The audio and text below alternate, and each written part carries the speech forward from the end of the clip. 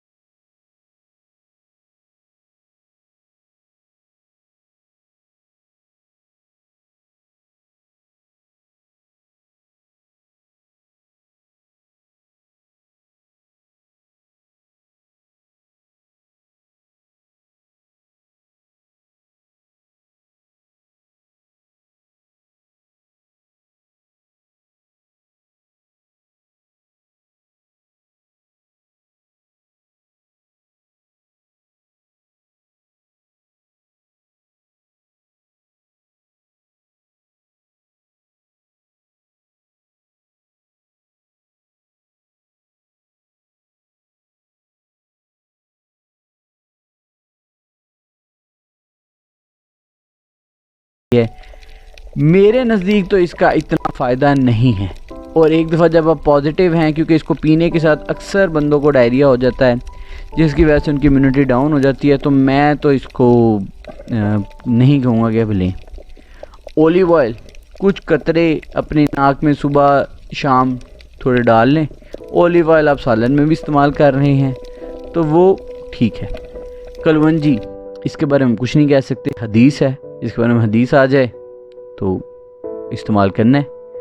नीम के पत्तों का पाउडर या गार्लिक, ये सारी चीज़ें हमने इस्तेमाल करनी है। खजूर बहुत ज़रूरी है। इसके बाद वाइटामिन, सबसे पहली वीडियो में मैंने आपको भी बताया था कि आपने वाइटामिन लेने हैं ताकि आपकी जिस्म तैयार हो जाए लड़ने के लिए। अब आपका जिस्म में लड़ाई शुरू हो चुकी है, वायरस दाखिल हो चुका है। अब आपने उस लड़ाई को हतमी नतीजे में पहुंचाने के लिए आपने अब अपनी बॉडी को और तैयार करना है। उसमें जो सबसे अहम चीज़ है, सबसे पहले जिंक कैट सिरप, जिंक होता है इसमें, 1 टेबलस्पून दिन में ले लेनी है। CAC 1000 या कोई भी कैल्शियम सप्लीमेंट्स आपने 1 डेली का लेना है। B कम्प्लेक्स, सरबैक्स वगैरह, ये सारा कोई नीरोबयान और विटामिन D, ये चीज़ें आपने लेनी है। सनी डी का 1 कैप्सूल ले लें, सारा इस तरह। लेकिन ये बहुत ज़रूरी चीज़ें हैं, खासकर विटामिन D पे जितनी बात की जाए उतनी कम है। इसके बारे में मैं एक अलग वीडियो बनाऊंगा कि विटामिन D एक मैजिकल विटामिन है और हम सारे इसकी कमी का शिकार हैं, इसलिए ज़रूर लें। अगली बारी आ जाती है अब डेली की आपने जो अपनी कैलोरिक रिक्वायरमेंट है वो पूरी ज़रूर करनी। ये ना हो कि आप डाइटिंग करना शुरू कर दें इस टाइम पे आगे, इसलिए हमने डेली रिक्वायरमेंट ज़रूर लेनी है। पानी का इस्तेमाल बहुत ज़्यादा करना है, ठीक हो गया। और प्रोटीन जो है ना वो हमने लेनी है। प्रोटीन आपको पहले भी कहा था कि प्रोटीन बहुत ज़रूरी है, तो प्रोटीन ज़रूर लेनी है। तो उसके बाद फ्रूट्स, वेजिटेबल्स, मिल्क शेक्स, पानी पानी पानी, स्टैंडर्ड रोटी चावल जो आप सालन वगैरह खाते हैं वो खाएं। इसके अलावा जो सबसे अहम चीज़ है कि आप नमाज और आयतुल कुर्सी वगैरह का ज़्यादा से ज़्यादा पढ़ें, सदका ज़्यादा दें। और सबसे एंड पे आखिरी बात, आपको कोरोना हो गया, इसका आपका कोई कसूर नहीं, ये होना है, ठीक है। आपका ये नहीं है कि यार मैं फलानी जगह शॉपिंग ना करता, फलानी जगह बाहर ना निकलता, मैंने तो यार कुछ भी नहीं किया, मैं तो घर बैठा रहा हूँ, मैंने इतनी हिफाजत की, अल्लाह जी मैंने तो इतनी हिफाजत की है फिर भी हो गया। ये होना ही होना है।